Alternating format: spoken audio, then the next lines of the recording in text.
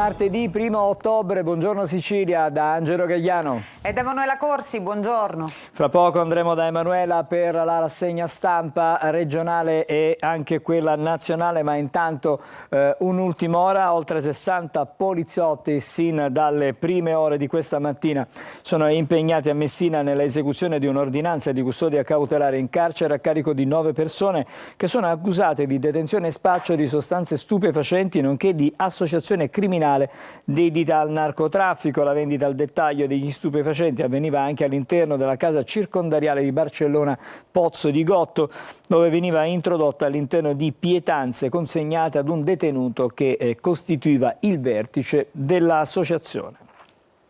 E adesso siamo a Catania, tanta paura nella serata di ieri nella zona periferica della città, dove si è sviluppato un grosso incendio a ridosso del cimitero. Le fiamme hanno lambito anche una stazione di carburanti, sono intervenuti i vigili del fuoco anche con l'ausilio di un elicottero e la protezione civile. Sentiamo il servizio.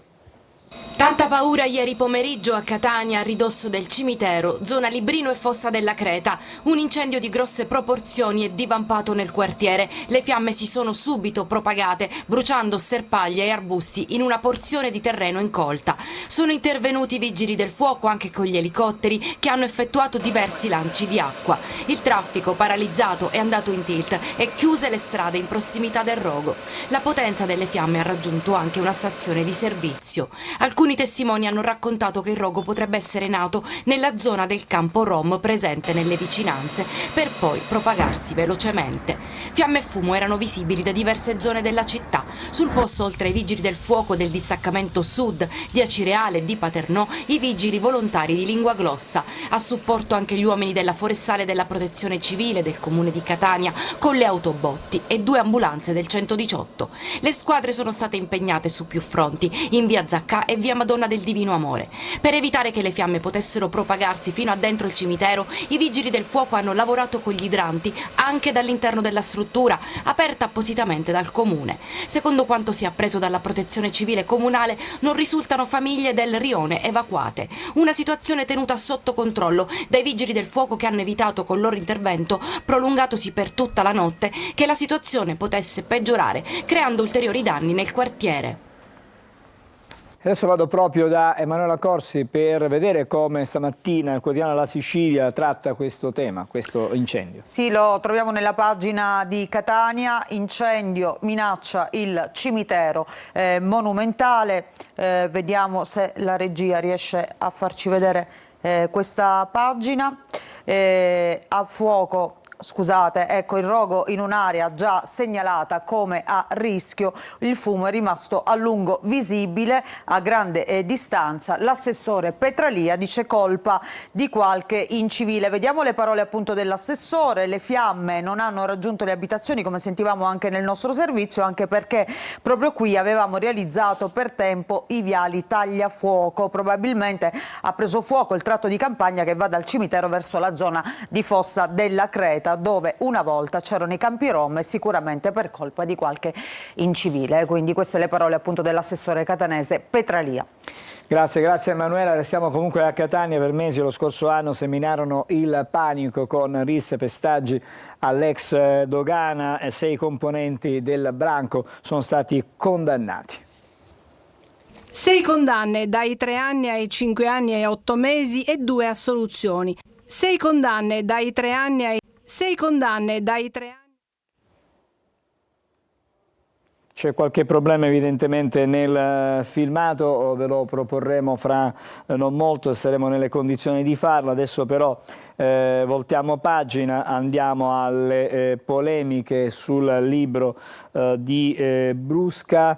Dagli ribalta è un errore che ci porta altro dolore. Nicola Di Matteo, che è il fratello del piccolo Giuseppe, a parlare, si dice contrariato e contrario anche alla presentazione del libro che racconta la vita di Giovanni Brusca, oggi pentito.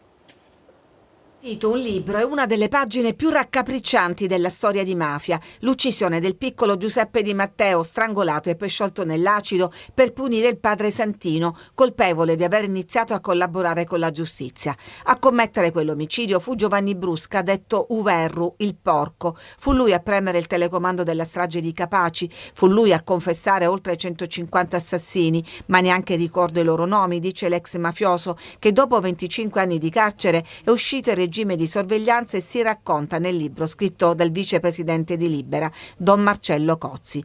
Ma la firma dell'Associazione Antimafia non basta ad evitare le polemiche. Non bisogna dare visibilità agli uomini di Cosa Nostra che hanno martoriato il territorio e portano dolore e morte, dice Nicola Di Matteo, fratello del piccolo Giuseppe, alla notizia della presentazione del libro a San Giuseppe Jato, il mandamento in cui l'ex boss ha mosso i primi passi. Su questi personaggi, aggiunge, deve calare il silenzio. Dargli una ribalta è solo un grave errore.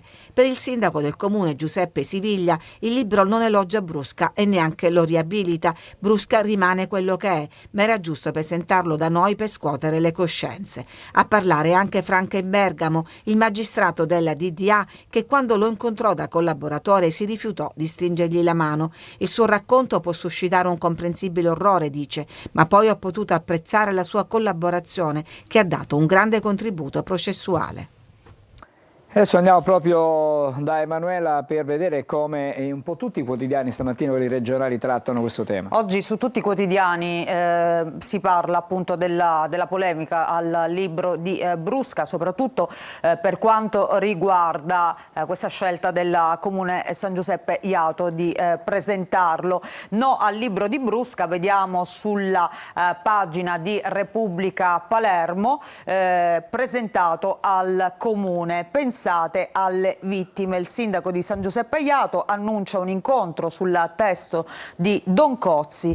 Il fratello del piccolo Di Matteo dice: sui boss di mafia deve calare l'oblio. Queste appunto le parole della famiglia del piccolo Di Matteo, che era stato ucciso, appunto uno dei tanti omicidi di Brusca, forse quello che ha lasciato sicuramente un ricordo indelebile. Il piccolo poi venne sciolto nell'acido. Libro di Brusca, siamo sulla Sicilia, la rabbia dei familiari del piccolo Di Matteo. San Giuseppe Jato, su di lui cali l'oblio. Anche in questo quotidiano vediamo appunto la posizione della famiglia di Di Matteo. Il sindaco non molla, il PM in Bergamo, collaborazione importante. E poi andiamo a vedere ancora dalla Gazzetta del Sud: non date visibilità a Brusca, ha portato morte e dolore. Il fratello del piccolo Di Matteo sulla presentazione del libro di Brusca, e il paese San Giuseppe Jato si divide ma ospiterà ugualmente l'evento. Qui vediamo la foto del 96, quando Giovanni Brusca appunto venne arrestato, poi ricordiamo diventò collaboratore di giustizia.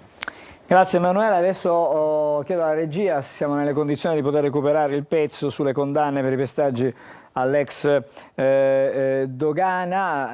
Se evidentemente abbiamo un cenno possiamo anche mandarlo in onda. Bene, benissimo, allora vediamo il servizio di Adelaide Barbagallo sulla condanna del branco che ha terrorizzato per mesi con risse e pestaggi proprio questa discoteca chiamata ex Dogana al porto proprio di Catania.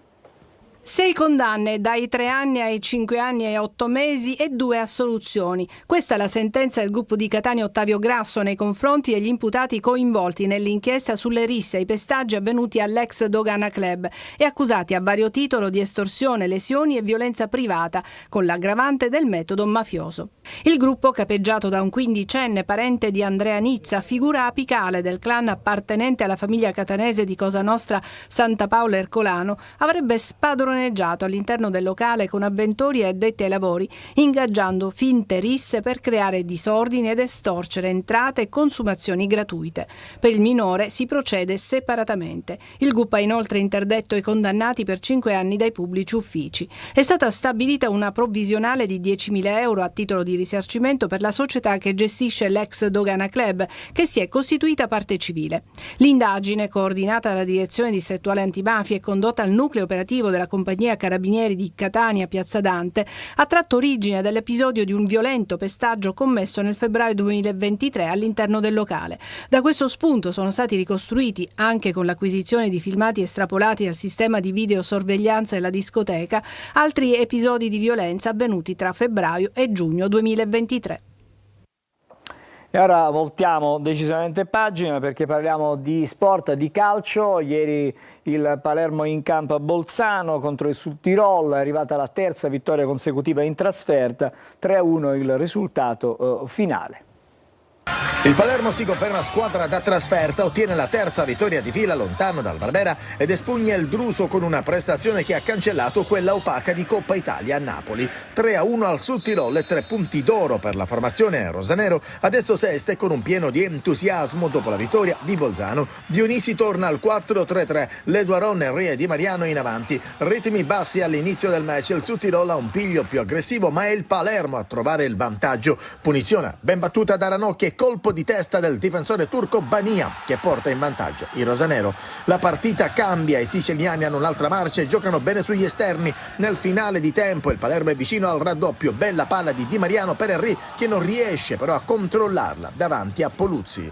La ripresa è aperta da una doccia fredda per i rosa, strepitosa punizione di Casiraghi, palla in rete, 1-1. Ma la paura dura poco, sempre Ranocchia confeziona un altro grande assist, questa volta per Diakité, spizzicata di testa e palla in rete, 2-1. La girandola di sostituzioni porta un altro cambio di risultato. Il subentrato Roberto Insigne, al termine di un'azione orchestrata da Brunori e Segre, arrotonda lo score in favore del Palermo. Ma la partita è stata positiva, difficile, equilibrata, più nel primo tempo che nel secondo, e abbiamo fatto veramente bene dopo l'1 pari, ma abbiamo approcciato benissimo, siamo passati in vantaggio su palla inattiva, abbiamo fatto un altro gol su palla inattiva, una cosa che ci stava mancando, e abbiamo qualità anche per fare gol in queste situazioni. Prossimo impegno per il Palermo in casa domenica contro la Salernitana. Ieri sera si è giocato anche in Lega Pro, in Serie C. Messina è stato sconfitto 2-0 sul campo del Picerno. Vado da Emanuela per tornare sul Palermo. Sì, andiamo nella pagina dello sport di Repubblica Palermo e quindi vediamo la partita Südtirol-Palermo che finisce 1-3, meglio fuori che in casa, rosanero travolgenti, un tris per ricominciare. I ragazzi di Dionisi passano in vantaggio con il difensore Banigia, si fanno raggiungere dai padroni di casa ma si riprendono con le reti di Diakité e Insigne, e poi ci sono le pagelle appunto nel taglio basso di questa pagina dedicata allo sport. L'allenatore Dionisi 6,5. Non so se tu hai seguito la partita, no, Angelo. Perché ero in diretta, quindi non potevo assolutamente seguire la partita. Ma lo leggiamo allora. Chiede ai suoi di giocare compatti e di assumersi più responsabilità tentando la giocata. Riprende spesso i suoi difensori chiedendo di non ripetere sempre la stessa giocata che potrebbe diventare di facile lettura per gli avversari. Torna al 4-3-3 e i suoi giocatori sembrano quindi più a loro agio. In fase difensiva si affida al compatto 4-1-4-1. Bene i campi. Quindi queste sono le pagelle di Valerio Trippi appunto sulla pagina di Repubblica Palermo. Adesso però vediamo tutt'altre notizie perché andiamo a vedere il resto dei fatti, delle vicende come sono trattate stamattina dai quotidiani regionali, sempre con Emanuela Corsi. E allora partiamo con la Sicilia. Angelo, vediamo, sono tanti i temi anche oggi. Intanto vediamo questa bella foto. E c'è scritto bella di notte, l'Università di Catania inaugura l'anno accademico al Teatro Greco-Romano. Più qualità, Sicilia, giovani in fuga, bruciati 15 miliardi di capitale umano. Questi sono i temi in primo piano, ma poi si parla anche di quello che sta accadendo nel mondo del calcio. Prima parlavamo di partite, ma c'è purtroppo un'altra faccia del calcio. Curve pericolose, ultra a San Siro tra affari e violenze. Interisti e milanisti erano alleati, biglietti chiesti a Inzaghi, parlo con Marotta. Vedremo meglio questa inchiesta che ha portato a 19 arresti, ma chiaramente cerchiamo anche di capire che tipo di ripercussioni possa avere e se si può estendere anche agli altri club questo problema degli ultra, appunto, che tengono un po' in ostaggio le società. I controlli sul tifo partiti a Catania dopo il caso Raciti. Ancora, qualcuno prima della polizia entrò nella stanza di Pantani e ancora si parla del giallo, della morte della ciclista che ha regalato tante gioie allo sport italiano e la cui morte è rimasta sempre avvolta nel mistero. Torniamo ai fatti vicino a noi e quindi il blitz antimafia Atena, il riesame domiciliari per il sindaco di Paternò Naso. Su Paternò si invoca il Viminale. E poi corruzione, oggi il GUP decide su San Martino e il processo si sdoppia. L'inchiesta partita dal comune di Tremestieri, che vide coinvolto anche l'ex assessore all'agricoltura e vicepresidente della regione, appunto Luca San Martino. A Caltanissetta il processo montante, ecco come la Cassazione domani deciderà il destino di entrambi i processi. E poi abbiamo visto già, abbiamo anche letto questa notizia, le polemiche sul libro di Brusca. Nella taglio alto cronaca, bruciata in strada oggi la convalida dei fermi. A Catania gli abusi nella setta assolti Rotella e Caputo. E poi a Ragalna trova un fungo raro che pesa oltre 5 kg. Un albero, non è un fungo, insomma è una roba anche abbastanza importante. Andiamo a vedere qualche notizia di cronaca all'interno della Sicilia. Intanto si torna a parlare della strage di Altavilla Milicia, la coppia diabolica incastrata dai tabulati telefonici. E intanto si fa la perizia psichiatrica su Barreca. Ricordiamo Barreca, un operaio appunto di Altavilla Milicia, convinto che ci fosse il demonio nella sua casa, anche convinto da questa coppia di Santoni, che lo convinsero poi a fare un rito proprio per scacciare il demonio. Durante queste vere e proprie torture morirono la moglie e 2 figli. Poi Palermo, cocktail con droga, 18enne finita in coma, sequestrato adesso il locale. Vediamo altre notizie. Intanto prendiamo la pagina di Catania, casa di Bellini, offesa alla memoria.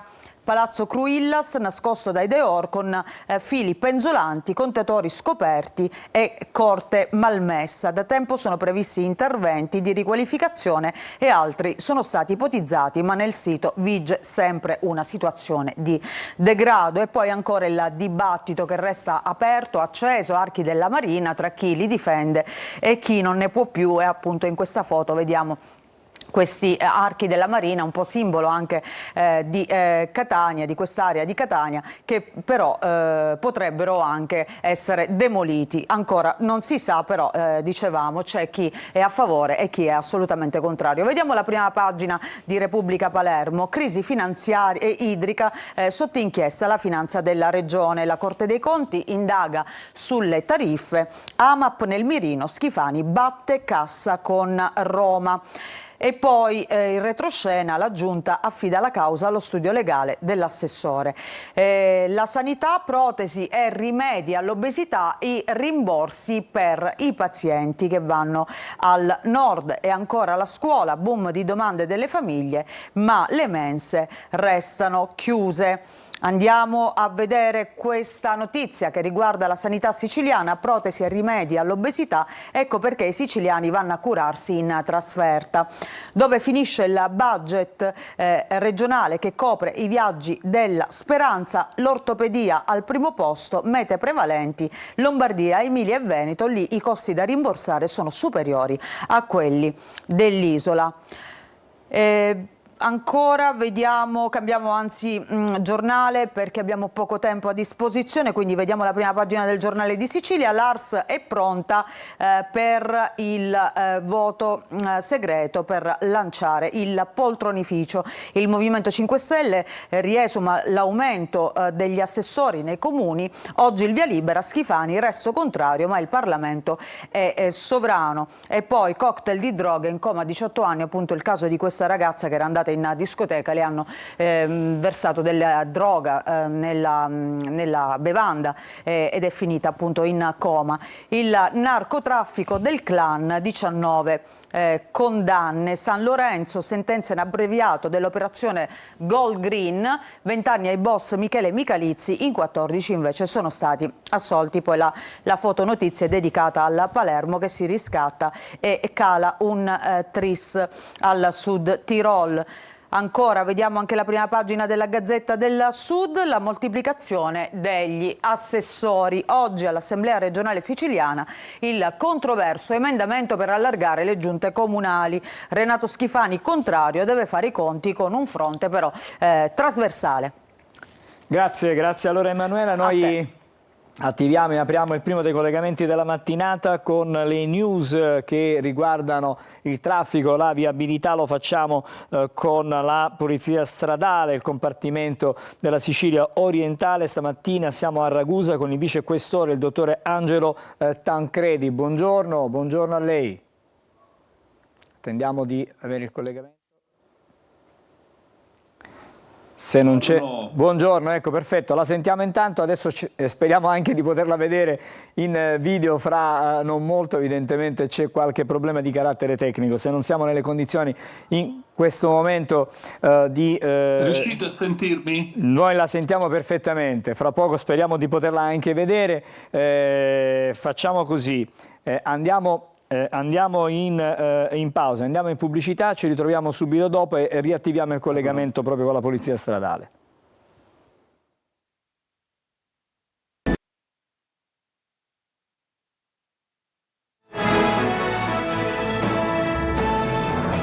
Allora, eccoci pronti, stavolta andiamo a collegarci con Ragusa, con il vicequestore, il dottore Angelo Tancredi della Polizia Stradale. Eccolo, lo vediamo. Qual è la situazione stamattina del traffico nella nostra regione? Compartimento, diciamo, Sicilia orientale, quindi vediamo le strade e autostrade di quest'area della nostra regione. Intanto buongiorno a tutti i telespettatori. E la situazione sulla nostra viabilità della Sicilia orientale fortunatamente questa mattina è tranquilla, scorrevole, non ci sono stati incidenti di rilievo e quindi non ci sono rallentamenti e situazioni di criticità. Per schematizzare al meglio e dare giusti consigli all'utenza che viaggia in autostrada, e sulla A20, che praticamente è la Messina-Palermo, abbiamo solo delle situazioni di criticità all'altezza degli svincoli di Patti e Brolo, perché ci sono dei lavori in corso e quindi dalle 8:30 alle 13:30 c'è un'unica carreggiata per doppio senso di marcia e in entrambi i sensi c'è il divieto per i mezzi pesanti superiori a 35 quintali. Sulla 18 Messina-Catania fortunatamente non abbiamo nessuna criticità e all'altezza diciamo della tangenziale Paesi Iblei al solito abbiamo dei rallentamenti per lavori in corso. Sulla strada viabilità ordinaria e quindi sulle statali nessun incidente, nessuna criticità. E oggi la temperatura e il meteo fortunatamente su tutta la nostra regione non presenta situazioni di preoccupazione. Ne approfitto per questa finestra per lanciare sempre qualche messaggio di educazione stradale che lo ritengo comunque fondamentale anche per informare gli utenti al fine di evitare incidenti stradali. E su questo, soprattutto per chi viaggia in autostrada, mi consiglio sempre di raccomandare le distanze di sicurezza che diventa fondamentale in caso di emergenza e quindi in caso di frenare e arrestare il veicolo nei margini di sicurezza. E soprattutto, siccome abbiamo sperimentato anche dalle ultime analisi di infortunistica stradale che purtroppo la distrazione è la principale causa di incidente stradale, e su questo i telefonini sono sicuramente gli smartphone, con il fatto della videoscrittura ci distraiamo alla guida, diventa veramente fondamentale cercare di rimanere concentrati. La velocità moderata. Per il resto, ripeto, non ci sono criticità di rilievo. Buon viaggio a tutti e buona strada. Grazie allora al dottore Angelo Tancredi, che è il vicequestore della Pol Strada, sezione di diciamo a Ragusa, per il compartimento della Polizia Stradale della Sicilia orientale. Grazie e buon lavoro a voi, che preziose queste informazioni. Buon lavoro a voi e buon proseguimento. Come Grazie, sempre. arrivederci. E adesso vediamo di poter dare, se riusciamo, uno sguardo alla viabilità cittadina su Catania. Questa è la situazione al Tondo Gioieni sulla circonvallazione di Catania, un po' di rallentamento in direzione Ognina, quindi in direzione est, mentre verso ovest, per intenderci, verso il Policlinico, comunque verso Mister Bianco, la situazione apparentemente in questo tratto di strada sembra abbastanza scorrevole. Torniamo di nuovo ai giornali, stavolta lo facciamo con sempre Emanuela, ma andiamo a vedere le notizie di carattere nazionale e internazionale. Sì, sono due i temi principali di oggi sulle prime pagine. Intanto sul fronte del Medio Oriente era una notizia nell'aria già durante tutta la giornata di ieri, poi è arrivata l'ufficialità, cioè Israele ha invaso con le truppe a terra appunto il Libano, diciamo con delle operazioni mirate. E poi quello che abbiamo visto pochi minuti fa appunto riguarda il mondo del calcio, soprattutto i due club Milan e Inter, ostaggio degli ultra. Ci sono 19 arresti. Diciamo che questi sono i due temi principali, ma intanto andiamo a vedere avvenire l'apertura, appunto incursioni di terra. Israele entra in territorio libanese con azioni mirate. L'Unifil ferma i pattugliamenti, bombardamenti nel centro di Beirut, ancora Hezbollah e Iran per il momento però non rispondono. Emanuela, ti chiedo scusa, anche se c'è da dire che nelle ultime ore ci sono stati dei lanci di missili, quindi per aggiornare la situazione, dal Libano verso Israele. Questo è quanto riporta l'esercito israeliano. A Gaza, dicono ancora, è stato colpito il centro comando di Hamas in un'ex scuola. Sono tutti aggiornamenti che arrivano in tempo reale. Sì, chiaramente tutta una situazione in divenire, Angelo, quindi mentre parliamo sicuramente accadono anche altre cose. Comunque quello che è chiaro è che al momento Israele non si concentra più contro soltanto Hamas, quindi per 11 mesi bombardamenti nella striscia di Gaza, ma ha allargato appunto i confini di questa guerra colpendo la Siria, il Libano e abbiamo visto anche negli ultimi giorni lo Yemen. Teheran è al bivio, continuiamo a leggere il titolo appunto di Avvenire, tra vendetta e tregua. Il grande nemico di Israele è l'Iran, che però in questo momento diciamo non si sbilancia, non ha dato delle risposte comunque in questo senso di voler combattere contro Israele o di voler rispondere. Il governo libanese: libereremo il Sud dai terroristi. Andiamo a vedere anche Repubblica. Israele, incursioni in Libano, operazioni di comando contro Hezbollah nel sud del paese per preparare l'intervento di terra. Intensi bombardamenti, la milizia filo iraniana promette una lunga battaglia. Il monito di Netanyahu agli iraniani: il vostro regime sta per finire. Ieri appunto il presidente Netanyahu, il premier Netanyahu, si è rivolto direttamente al popolo iraniano dicendo vi libereremo appunto da questa oppressione. E poi Washington: le operazioni saranno limitate, ma Biden chiede una tregua. Vediamo anche l'altra notizia, dicevamo di oggi, San Siro, il calcio in ostaggio di Ultra e Clan, l'inchiesta della Procura di Milano che ha portato a 19 arresti. C'è un titolo che mi piace molto oggi, quello del Manifesto, che scrive "con permesso", ecco, che un po' sintetizza quella che è stata l'operazione via terra di Israele. Iniziate le incursioni di terra per entrare in Libano, i tank israeliani si ammassano al confine. Netanyahu ci ha promesso un'invasione limitata e quindi per questo il titolo, la scelta "con permesso", dicono gli Stati Uniti, nessuno ferma più Tel Aviv e Beirut diventa un campo profughi. L'Italia, lasciate subito il paese ma pagatevi l'aereo, questo è quello che racconta oggi il Manifesto. Repubblica l'abbiamo vista, vediamo anche La Stampa, l'invasione del Libano, l'esercito israeliano evacuate Beirut, gli Stati Uniti, blitz mirati, la Farnesina, gli italiani lascino il paese, Netanyahu libererò anche l'Iran, appunto in questo discorso che ha pronunciato ieri. Il Fatto Quotidiano, Biden chiede la tregua, sono 2 giorni che il Fatto apre con questo titolo, chiede la tregua e Bibi invade il Libano, ma un'altra contraddizione che fa notare il Fatto Quotidiano è che gli Stati Uniti, che sono chiaramente il primo alleato di Israele, armano Israele, però chiedono la tregua, un po' questa contraddizione in termini. Se ne infischia della Casa Bianca che poi lo giustifica, ecco questi rapporti tra i 2 leader.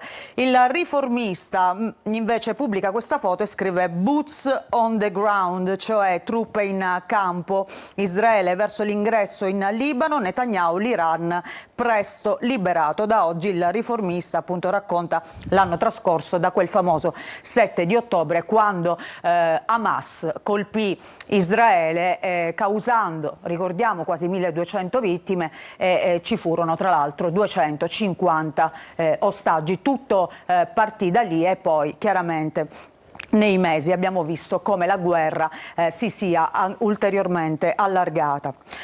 Il Messaggero, Israele entra in Libano, ma vediamo anche arrestati 19 ultra di Milan e Inter, curve infiltrate dalla malavita. Gli affari criminali a San Siro, sotto ricatto club, tecnici e giocatori. Io ti voglio fare una domanda, Angelo. Sì. Ecco, siamo di fronte ad un caso isolato, secondo te, oppure si sta scoperchiando il vaso di Pandora, per quanto si parli soltanto chiaramente di Milan e Inter? Ma di un caso isolato è difficile poter parlare perché nel passato ci sono state altre inchieste che hanno riguardato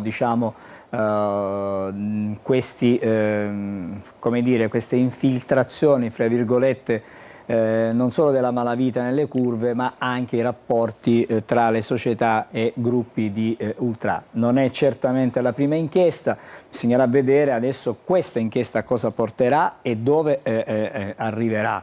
Bisognerà capire se è un'inchiesta che si limiterà a cercare di capire e scoprire quali sono i rapporti veri poi tra le 2 tifoserie di 2 squadre che apparentemente sono rivali, cioè Inter e Milan, e se effettivamente tra di loro c'era invece un rapporto di collaborazione, così come si sta venendo fuori da queste anche intercettazioni, da queste indagini.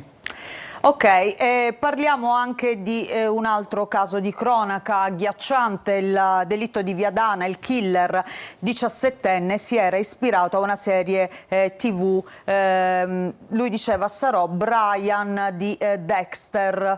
Il 17enne resta in carcere, ricordiamo chi è questo assassino, un ragazzino che aveva conosciuto una donna più grande di lui, di 42 anni, le aveva dato appuntamento, si erano conosciuti via chat e poi l'ha uccisa dicendo agli inquirenti l'ho fatto per capire cosa si prova appunto ad uccidere una persona. Andiamo a vedere il Corriere della Sera. Intanto gli affari, i legami con i clan, le violenze, 19 arresti tra i capi ultra di Inter e Milan e poi invasione limitata in Libano. C'è questa fotonotizia invece dedicata a Trump che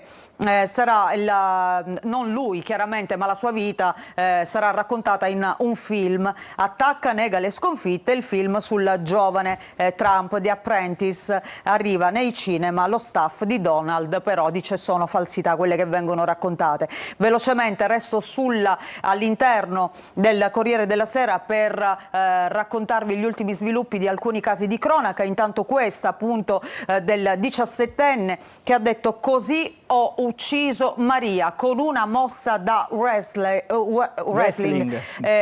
Il killer senza un movente è durato pochi secondi, resta in cella. Qui vediamo i video, l'ossessione per i muscoli che ingigantiva nel garage di casa trasformato in una palestra privata, il fisico esibito allo specchio, la passione per le arti marziali e gli sport da combattimento che praticava con i compagni di allenamento. Questo un po' il profilo di questo 17enne. Sono decine i post di questo ragazzo che è stato arrestato per omicidio premeditato. E poi il caso di Chiara, la ragazza che ha ucciso 2 bambini appena nati, ha attraversato i suoi figli.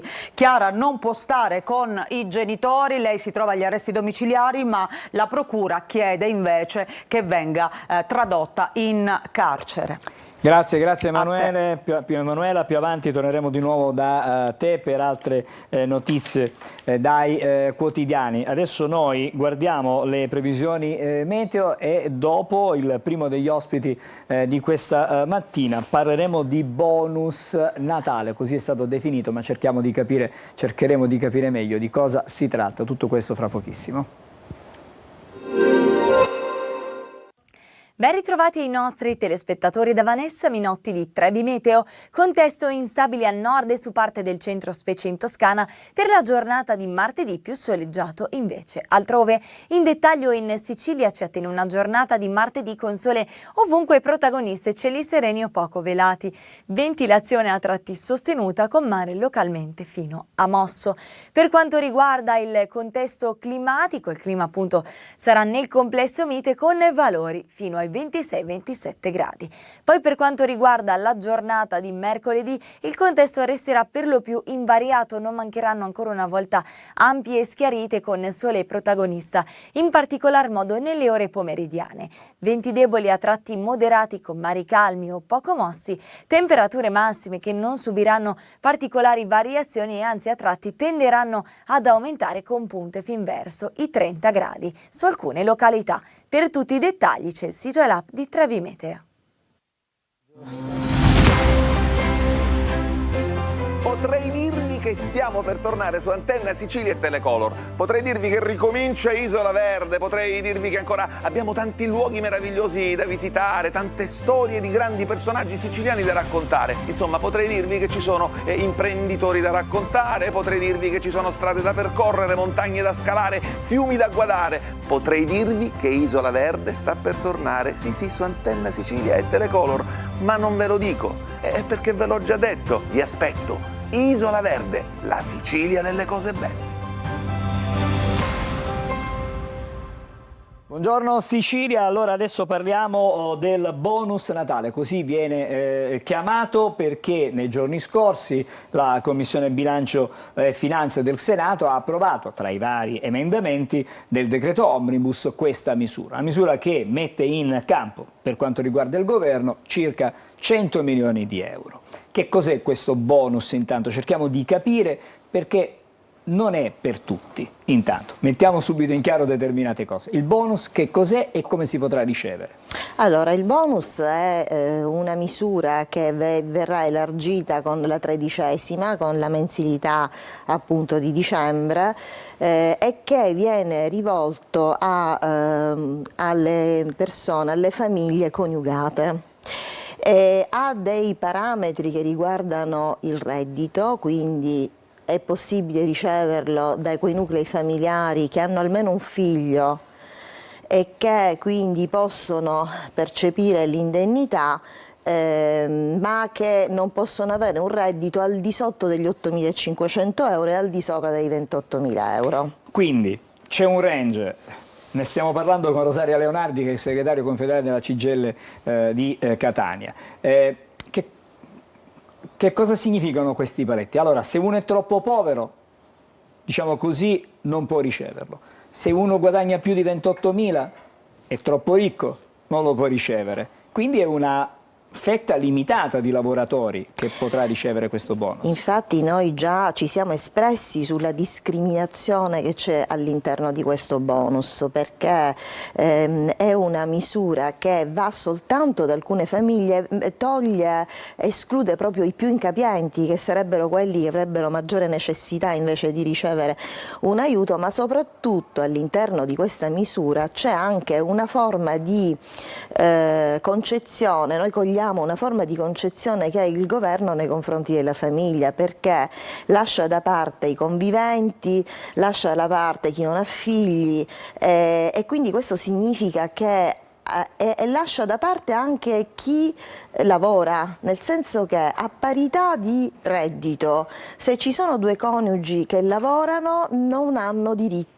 a questa misura, a questa indennità, ma invece ne ha diritto soltanto il nucleo familiare in cui la donna non lavora. Quindi questa cosa non è a vantaggio di una cultura che invece vorrebbe guardare proprio a far sì che le donne lavorino. È come dire che piace al governo il fatto che le donne non lavorino.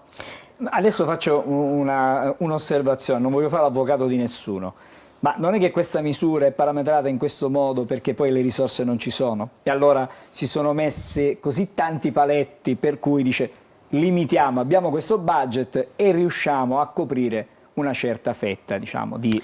Ma questo può darsi che sia anche la logica con cui è stata approvata questa misura, e comunque ancora deve essere approvata definitivamente in Parlamento, e speriamo che comunque riescano a creare degli aggiustamenti, però è anche la logica dei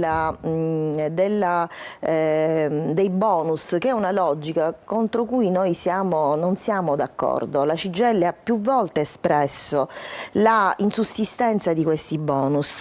Per questo bonus sono stati stanziati 100 milioni di euro, 100 milioni e 3, che chiaramente non basteranno per tutti, ma comunque sono dei soldi che invece, dei finanziamenti che potevano essere invece spesi per delle azioni di carattere strutturale. Noi siamo contro i bonus perché ci danno la sensazione di assistenza, di elemosina che viene data una volta ogni tanto, mentre invece noi siamo affinché questi finanziamenti vengano adoperati per situazioni strutturali. Cioè che restino poi nel tempo. Che restino nel tempo. Basti pensare che, ad esempio, i nostri lavori, parlo di Catania chiaramente, Catania è caratterizzata da famiglie che hanno un reddito di lavoro che, seppur lavorando, hanno un reddito di lavoro basso, ma non saranno i 100 euro a risolvere il loro problema. Il problema potrebbe essere invece risolto fornendo servizi, fornendo incentivi affinché anche le donne, ad esempio, che sono quelle che lavorano meno in questa città, possano accedere al mercato del lavoro. Quindi è una misura che comunque serve, a nostro avviso, a fare propaganda a fini elettorali e che non aiuta e discrimina le coppie di fatto, i conviventi, e tra l'altro discrimina i lavoratori autonomi, in quanto con l'assegno unico questa separazione era stata superata, quindi anche i lavoratori autonomi potevano accedere all'assegno unico, e quindi come se loro tornassero indietro, perché non è la questione di ciò che danno, è la concezione culturale che viene implementata. Allora, due osservazioni. Intanto lei faceva riferimento al fatto che questi bonus ormai sono diventati, insomma, come se fossero, diciamo, un sostegno momentaneo, no? Ma non è questo governo che ha introdotto i bonus. Diciamo che i bonus sono tipici di tutti i governi che si succedono nelle varie legislature. Non è la prima volta. No, ma infatti non è una concezione di pregiudizio nei confronti di questo governo. Noi, quando c'è stata un'azione di questo genere, l'abbiamo sempre contestata, qualunque tipo di governo ci sia stata, però ricordo che negli ultimi 30 anni abbiamo avuto 17 anni di berlusconismo, quindi c'è stata anche una cultura che ha avuto il tempo di essere implementata abbondantemente anche in mezzo ai giovani, anche tra i giovani, quindi chiaramente non c'è un discorso di pregiudizio, c'è un fatto che è chiaro ed evidente che se non vengono rinnovati i contratti, per esempio se non ci sono i soldi per rinnovare i contratti del settore pubblico, spostiamo questi soldi lì. Noi abbiamo sempre detto che i soldi ci sono, vanno presi dai patrimoni, dalla tassa sui patrimoni e vanno presi anche dall'evasione fiscale, e quelli basterebbero davvero a creare delle situazioni di lavoro, di benessere, di sviluppo che sarebbe strutturale. Questa è la concezione che ci porta a non essere d'accordo. È come se dessero una sorta di beneficenza, considerato tra l'altro che 100 euro, seppur netti, perché saranno netti, non tassabili, chiaramente non risolvono neanche il problema del Natale. A nostro avviso non credo proprio. Assolutamente no. Io le volevo fare anche un'altra domanda, perché questo bonus non scatta automaticamente. No. Quindi bisognerà fare. Ho queste, diciamo, rientro in quelli che sono i parametri, però devo fare richiesta. Sì, bisogna fare richiesta. Come sì. si fa questa richiesta? Chi fa? Ma credo che questo poi scatterà, le modalità scatteranno nel momento in cui il decreto viene approvato definitivamente, indicheranno quali saranno i tempi, quali saranno le strutture, probabilmente verrà fatto dai CAF, quindi probabilmente è la solita modalità, però non dovrà essere chiaramente richiesta, quindi ci sarà bisogno di informazione, ci sarà bisogno di coinvolgimento, di coinvolgere tante persone che poi all'indomani della scadenza della domanda verranno a dire: ma perché io non lo sapevo, ma nessuno ce l'ha detto, e quindi questo poi rappresenta anche una condizione, anche questa, di discriminazione. Ma un'osservazione che faccio io, che mi viene in mente in questo momento, considerato che ancora il provvedimento, quindi il decreto omnibus, non è stato licenziato, è ancora in commissione bilancio e quindi si sta discutendo. Ci deve essere un passaggio obbligatorio in aula, chiaramente, per poter essere approvato, modificato, migliorato, peggiorato, questo non lo sappiamo. Sì. Ma Natale di fatto praticamente è dietro l'angolo. È possibile che questo bonus Natale probabilmente possa slittare, secondo lei? No, non credo, perché ormai con le istanze online si è velocizzato tutto, il sistema informatico ha velocizzato tutto. Probabilmente se ci può essere uno slittamento, magari potrebbe essere non entro il 2024, però qui si vanificherebbe quello che è il senso, perché ciò che viene detto invece all'interno dell'emendamento è che deve essere elargito entro i primi 15 giorni di dicembre, quindi prima del Natale. Io voglio aggiungere una cosa che è fondamentale, perché proprio riguarda la questione del perché sono sistemi obsoleti, perché di fatto si rifanno all'articolo 12 del testo unico sui redditi, che è un testo, cioè, che parla appunto di detrazioni fiscali, di detrazione dei redditi, che risale agli anni 90. Quindi bisognerebbe invece aggiornarlo rispetto alle realtà socio-economiche che abbiamo oggi, che è profondamente cambiata. Basti vedere quante famiglie di fatto, quanti conviventi che hanno anche figli. Quindi il governo, in questo caso, cosa rimproveriamo al governo? Rimproveriamo di non andare alla base del problema e di lasciare un'implementazione che è tradizionale e discriminante, che poi di fatto è discriminante nei confronti delle donne, perché se parliamo di un genitore che non lavora, sappiamo che per la maggior parte dei casi il genitore è donna. Prima di chiudere, torniamo al fatto che il provvedimento purtroppo è ristretto, perché secondo, diciamo, quanto scrive Federconsumatori, in Italia ci sono 25 milioni di famiglie che risiedono nel nostro paese. Questo provvedimento arriverà soltanto per 1 milione di famiglie. Sì, esatto. Quindi diciamo che siamo non una goccia nel deserto come provvedimento in assoluto, ma anche praticamente sì, anche la platea di quelle che... Ed è un altro degli elementi che ci porta a non crederlo una cosa seria, una cosa concreta. Speriamo che ci possano essere provvedimenti strutturali, magari si incominci a pensare a impiegare queste risorse, come diceva prima lei, per magari, che ne so, rinnovare dei contratti, per mettere a regime nuovi posti di lavoro in altri settori. Anche nuovi servizi per aiutare anche in questo caso le famiglie, cioè si vuole dare un aiuto alle famiglie, allora creiamo nuovi servizi, nuovi asili nido anche accessibili, perché il problema dei servizi oggi non è soltanto legato alla mancanza dei servizi, ma è legato anche ai costi, quindi bisognerebbe intervenire sui costi per fare in modo che più gente possa accedere ai servizi pubblici. Bene, grazie allora a Rosaria Leonardi, segretaria confederale CGIL di Catania. Abbiamo parlato di bonus Natale, ma ci sarebbe tanto altro di cui parlare, ma non possiamo perché il tempo ovviamente è molto limitato. Alla prossima occasione certamente approfondiremo. Ci fermiamo ancora, fra poco un altro ospite qui in studio, avremo anche un collegamento con Siracusa.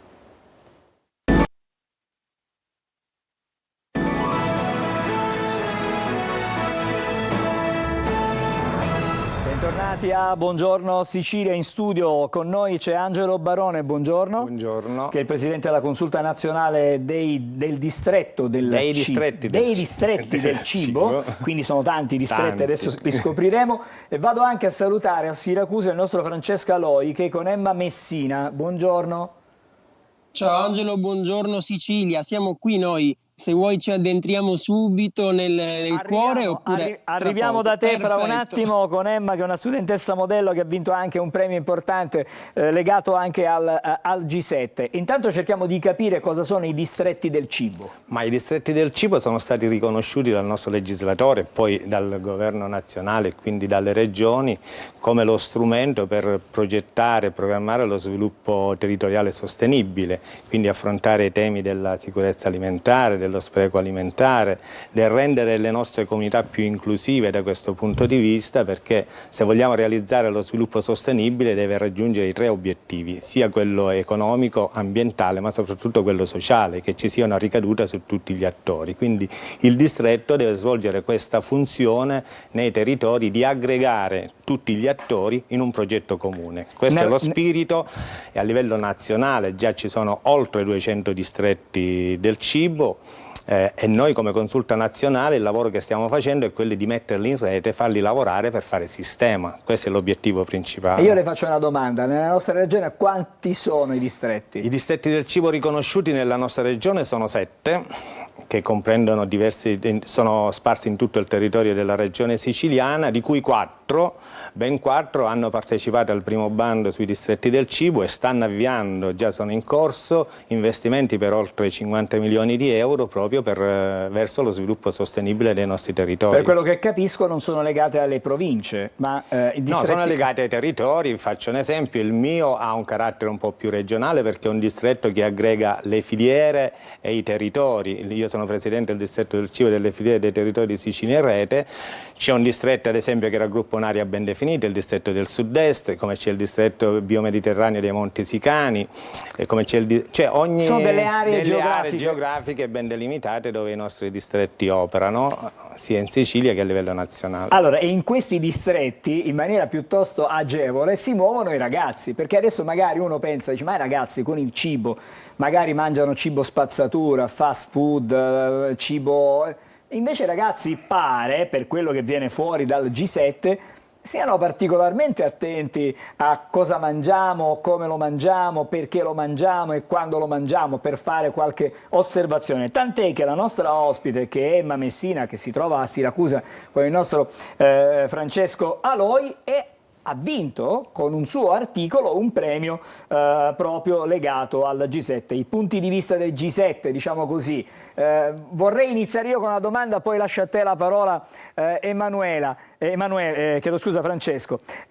Chiedo ad Emma, ma su che cosa hai puntato? Cioè, perché l'Italia si è desta? Da cosa nasce? Si è desta perché si è svegliata a dire non mangio più questa cosa perché dobbiamo puntare sul cibo mediterraneo, sul cibo vicino a casa nostra, a chilometro zero? Qual è la tua osservazione? Dunque, innanzitutto buongiorno a voi, grazie mille per questa opportunità. L'Italia si è desta in realtà è un'accezione un pelo diversa. Io mi sono focalizzata più che altro su questo senso di risveglio, tanto tanto dalla parte scolastica, che appunto ci ha permesso di avere una voce in merito, e per questo permettetemi di ringraziare la nostra preside, la dottoressa Celesti e il corpo docenti tutti, quanto soprattutto da parte dell'Italia, che appunto si è risvegliata nei confronti dei giovani e non, vista anche l'affluenza da parte di tutte le fasce di età a questa fantastica manifestazione, appunto che ci ha permesso di riscoprire il valore del cibo inteso come cultura, andando a riaffermare questa egemonia culturale italiana in tutti gli ambiti appunto della nostra cultura, quindi alimentari, artistici, architettonici. Sì, Angelo, perché è stato anche un G7 molto partecipato dai giovani. Voi avete avuto la possibilità di riscoprire, mi dicevi poco fa, le vostre radici, cioè il legame con il territorio, l'agricoltura che del Made in Italy, un G7 a cui hanno partecipato migliaia e migliaia di studenti, l'Expo che ha fatto da contorno, però appunto scoprire le radici è stato molto importante per te e per la tua generazione, mettiamola così. Esattamente, faccio parte di una generazione che guarda principalmente al futuro, una generazione che appunto, come spiego nell'articolo, si basa principalmente sull'intelligenza artificiale, sulla richiesta di evasione anche da questo paese, che in realtà va valorizzato, e il G7, che proporrei fosse una manifestazione anche ripetuta, reiterata negli anni. È stata appunto un'occasione per soffermarci sull'importanza e sull'unicità della nostra cultura, del nostro paese, della nostra Italia. Naturalmente ripetere il G7 a Siracusa sarà impossibile forse, però l'Expo sì, c'è infatti un'intenzione da parte dell'amministrazione comunale di ripetere questo tipo di evento ogni 2 anni. Però tornando ai giovani, ecco, mi hai detto che è stato un evento molto apprezzato dai ragazzi e tante scolaresche ogni giorno sono andate lì sul posto a vedere i vari padiglioni, i vari stand, ed è stato un modo non per marinare un giorno di scuola, ecco, così, giusto? Esattamente, gli stand erano tutti interattivi, permettevano non solo di assaggiare ma anche di sperimentare, non solo in campo agroalimentare ma anche sperimentare un nuovo amore per l'arma. Infatti c'erano tantissimi stand dedicati all'arma appunto italiana, che permettevano appunto una partecipazione attiva, quindi non un'osservazione passiva di questa valorizzazione nuova del valore appunto del cibo, quanto invece una partecipazione che ci permetteva di apprendere, studiare e imparare tanto quanto tra i banchi di scuola. Angelo. Un attimo, perché volevo coinvolgere proprio Barone sull'importanza dei giovani, perché i giovani stanno dimostrando di essere di avere una marcia in più, che possono dare qualcosa. Ma infatti è stata la nostra scelta. Io ritengo che tra le tante iniziative che abbiamo fatto a Siracusa questa sia la più importante. Noi proprio abbiamo cominciato con la scuola il primo giorno, riscoprire il valore del cibo, educazione per un consumo consapevole, perché è dalla capacità di affrontare questo tema che si risolvono i problemi del futuro. E poi fra l'altro abbiamo avuto una scuola eccezionale, questa della Inaudi di Siracusa, che è un liceo proprio con un indirizzo specifico, transizione digitale ed ecologica, quindi i loro temi. I ragazzi non soltanto hanno visitato, nel nostro giardino mediterraneo che avevamo a Porta Marina sono stati i soggetti che hanno contattato le persone, hanno spiegato alle persone il valore della dieta mediterranea, perché noi abbiamo partecipato a questo evento insieme al Salone della Dieta Mediterranea di Pestum, e quindi uno dei valori più importanti del nostro paese, e che sono stati al centro di questo G7. Quindi da questo punto di vista i ragazzi non soltanto sono fatti interpreti, hanno coinvolto le persone, sono diventati protagonisti, e questo era il nostro obiettivo. Abbiamo voluto fare questi 2 concorsi, perché non c'è stato soltanto il concorso con questo su punti di vista, che era importante sapere, visto che questo G7 è dedicato ai giovani, sentiamo veramente cosa dicono i giovani, ma c'è stata anche una partecipazione attiva delle scuole anche che hanno partecipato al nostro giardino con dei giochi, costruire la piramide alimentare, il giardino delle arance. Cioè abbiamo fatto una serie di attività che li ha resi veramente protagonisti, e noi siamo convinti, se l'amministrazione di Siracusa ha voglia di ripetere questa esperienza, già il prossimo anno c'è un grande evento in Sicilia, che è Sicilia Gastronomica 2025, possiamo cominciare a pensare anche di avere una iniziativa che abbia queste caratteristiche, come abbiamo visto a questo G7, magari focalizzata sulla valorizzazione dei nostri prodotti della nostra Sicilia, per per affermare intanto non è soltanto un vendere un prodotto o promuovere un prodotto, affermare uno stile di vita, un modo di vivere, e da questo punto di vista credo che sia importante che le nuove generazioni facciano proprio questi temi e li portino avanti, perché il futuro dipende da loro. Abbiamo appena un minuto, torno da Francesca Aloi perché dietro vedo delle serre, vero oppure no? Sbaglio? Ci siamo spostati un fuori programma, nemmeno la regia lo sapeva. Allora, qui in questa scuola, al Liceo Einaudi, c'è un bel giardino che docenti e studenti curano e lo hanno trasformato in orto. Qui se voi vedete, vediamo se riusciamo, sì, ci sono delle serre, poi lì in fondo ci sono, mi sembra, pomodori, insomma è davvero tutto seminato, lì ci sono alberi, forse di agrumi. Questa scuola punta molto all'agricoltura, ecco, è un liceo scientifico, sì, però il legame con la terra, con il territorio, lo dicevamo poco fa, non passa in secondo piano, lo dimostra questo. Assolutamente, il nostro istituto è molto impegnato in una ecologia sostenibile, in una agricoltura sostenibile e in tutto ciò che può aiutarci a ricongiungerci appunto con le nostre radici. E la serra e l'orto a cura del professore Ladelfa ne sono un esempio, come anche la nostra compostiera e il nostro impegno nello smaltimento sostenibile dei rifiuti. Quindi amore per l'agricoltura non solo a parole con il concorso giornalistico, ma anche con i fatti, e lo avete visto Francesco, in questo momento. Dobbiamo fermarci, grazie ad Emma che è stata con noi questa mattina, grazie a te Francesco Aloi, grazie anche ad Angelo Barone, grazie a te Francesco, che è il Presidente della Consulta Nazionale dei Distretti del Cibo. Sono argomenti su cui si può certamente tornare, su cui torneremo in vista anche delle prossime manifestazioni. Ci dobbiamo fermare ancora, fra poco però cambiamo ancora pagina, parleremo di medicina e parleremo soprattutto di quelli che sono i problemi per gli uomini legati alla prostata.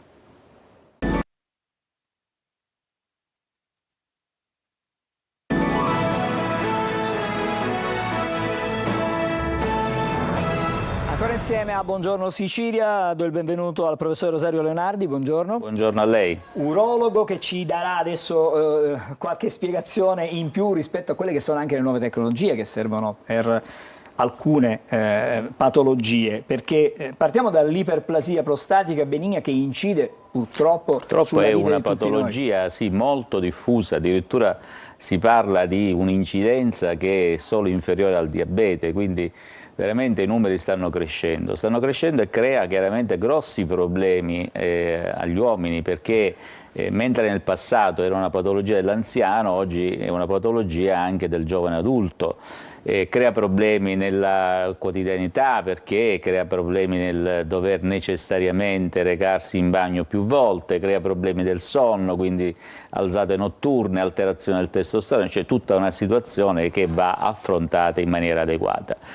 E abbiamo, in occasione di questo incontro che si è tenuto a Catania a settembre, fatto il punto della situazione per quanto riguarda l'ipertrofia prostatica benigna, cercando di analizzare quelle che sono le nuove tecnologie. Perché queste nuove tecnologie, professore, sono di due tipi, per quello che ho potuto sbirciare nelle note che mi sono state fornite. Uno di carattere sì, diciamo medico, fitoterapia, da una parte, dall'altra c'è però questo progresso scientifico con nuovi strumenti all'avanguardia. Sì, assolutamente. Noi abbiamo anche delle immagini, se possiamo magari andare avanti. Questo è il robot, questo è per il tumore. No, per le patologie benigne la fitoterapia ci viene in aiuto. Ci viene in aiuto però una buona fitoterapia, perché c'è la mentalità che tutto ciò che è naturale fa bene, non è così. Non è così, bisogna che ci siano dei presupposti scientifici alla base, e in effetti ci si sta muovendo in questo senso. E ci sono delle sostanze Ci sono delle sostanze naturali di estrazione, noi parliamo di farmaci estrattivi, che riescono a mitigare quelli che sono gli effetti dell'ipertrofia prostatica, cioè soprattutto i sintomi. Chiaramente non vanno a ridurre quello che è il volume della prostata. e per questo in queste diapositive per esempio si vede proprio come la prostata chiuda il canale urinario, e allora per questo ci sono delle tecniche che vanno anche qui misurate e vestite sulla persona, perché a differenza di quando succedeva nel passato, dove una patologia, una tecnica, oggi c'è una patologia e diverse tecniche. Questo significa che ogni tecnica deve essere adeguata ai sintomi e alla patologia in corso, quindi non va bene per tutti. Si parla di queste tecniche per esempio che risparmiano l'eiaculazione, vanno bene alcune per certi casi, non per altri. Per esempio si parla di tecniche induttive, cioè tecniche che riducono un po' il volume prostatico, che possono essere delle tecniche bridge, ponte fra una situazione medica e una situazione chirurgica successiva.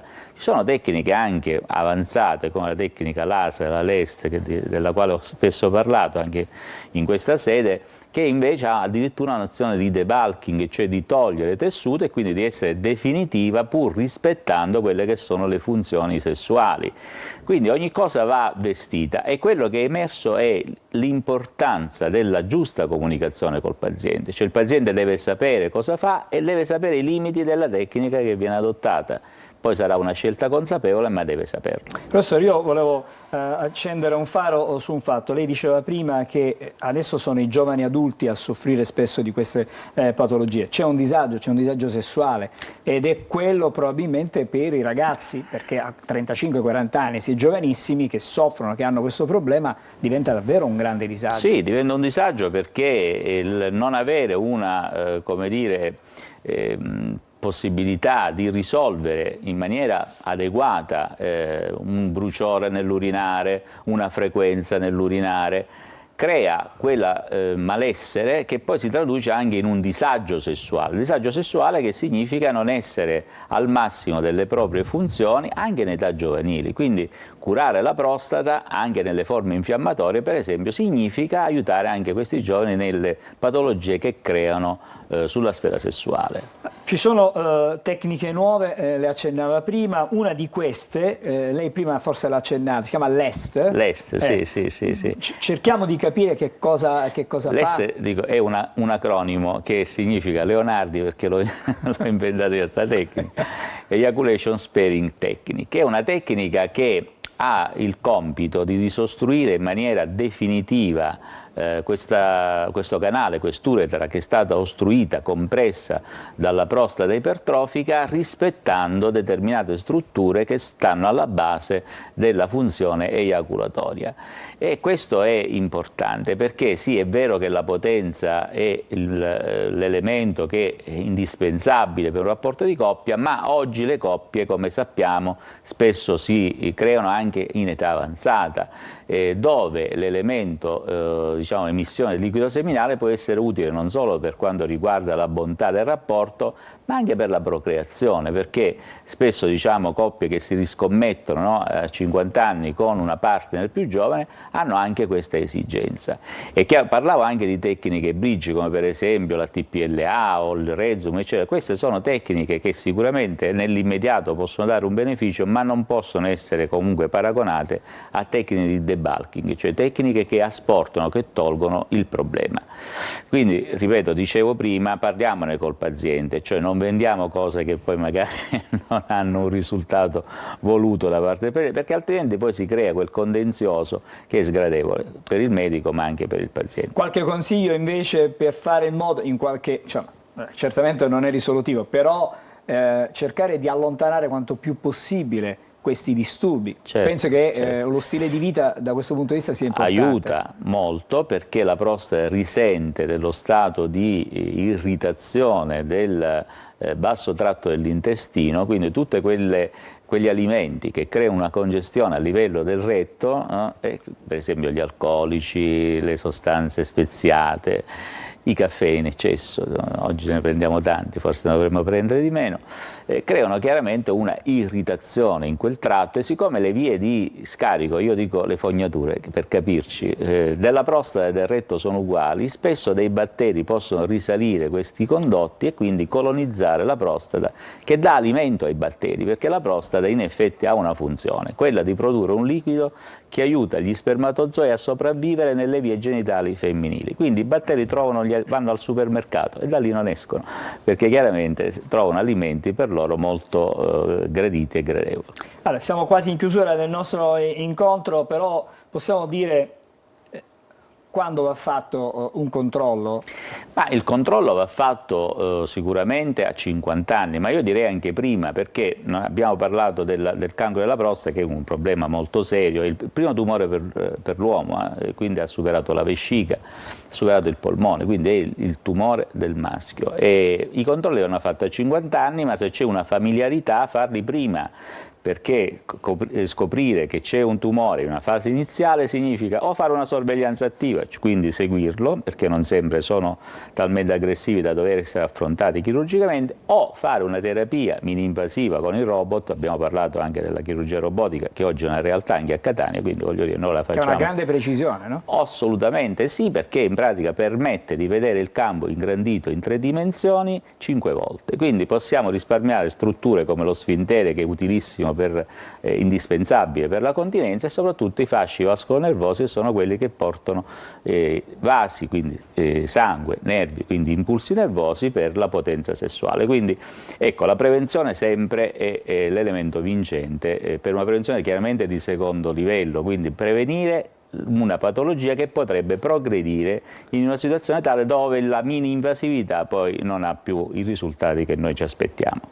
Allora, l'argomento è vastissimo, potremmo parlare chiaramente per ore e ore, ci riserviamo magari di ritrovarci in altre circostanze per affrontare il tema, che insomma non è che si esaurisce in maniera così semplice. No, è un tema in evoluzione, ed è un tema che io mi permetto di dire è diventato sociale, perché la popolazione invecchia, la patologia prostatica purtroppo è più frequente nelle età non giovanili, e anche se abbiamo detto che oggi è più frequente anche in età meno avanzate, ed è un problema che va affrontato, come lei ha ben detto, con una prevenzione secondaria fatta bene e con una scelta terapeutica adeguata al caso clinico.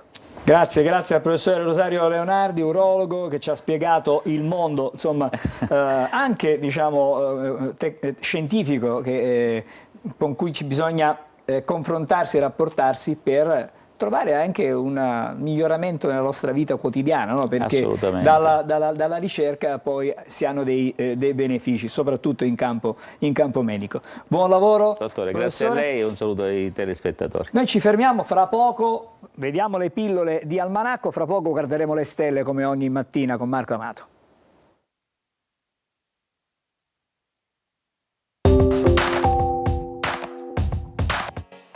Oggi, 1° ottobre, è la giornata internazionale del caffè, una giornata in cui si promuove e celebra la qualità, la passione e la peculiarità di questo settore in tutto il mondo.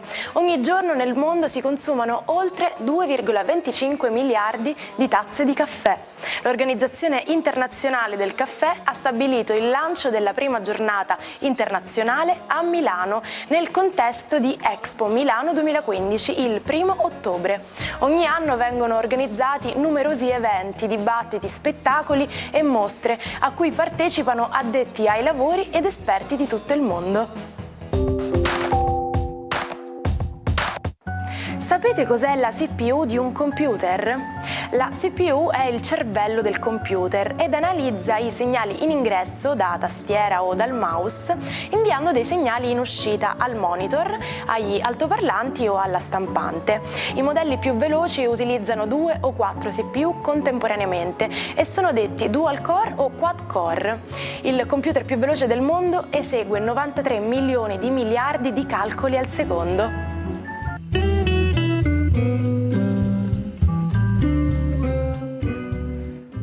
Informazioni utilissime dal nostro almanacco, adesso però guardiamo le stelle e ci concentriamo. Buongiorno a Marco Amato sulla sua tazzina con un cuore rosso. Buongiorno, buon caffè. Allora, grazie, oggi che è la giornata del caffè vogliamo parlare d'amore. E come no, quello tra Gigi Buffon e l'Aria d'Amico, giusto? Esattamente, una coppia che ha finalmente convolato a giuste nozze. Ebbene, Vergine lei, Acquario lui. L'Acquario è un segno zodiacale che proprio di matrimonio non ne vuol sentire, eppure quando si lancia verso un amore grande è disposto a tutto e il caro Gigi Nazionale lo ha dimostrato. Vergine lei, un segno zodiacale assolutamente un po' più metodico, un po' più canonico, ama molto le regole e quindi anche i canoni e la sacralità di alcuni riti. La coppia si organizza così, su una base assolutamente di intesa mentale, e decisamente dopo tanti anni questo loro connubio viene salutato dalle stelle con il Sole e Mercurio più congeniali per questa tradizione, ovvero il Sole in Bilancia. Il periodo della Bilancia è il periodo migliore per sposarsi, proprio perché nei segni zodiacali la stagionalità e il percorso che rappresentano hanno proprio tutti un compito, una funzione. La Bilancia celebra proprio l'esaltazione della coppia, dell'unione, del matrimonio, del patto e del contratto e di tutto ciò che è legale.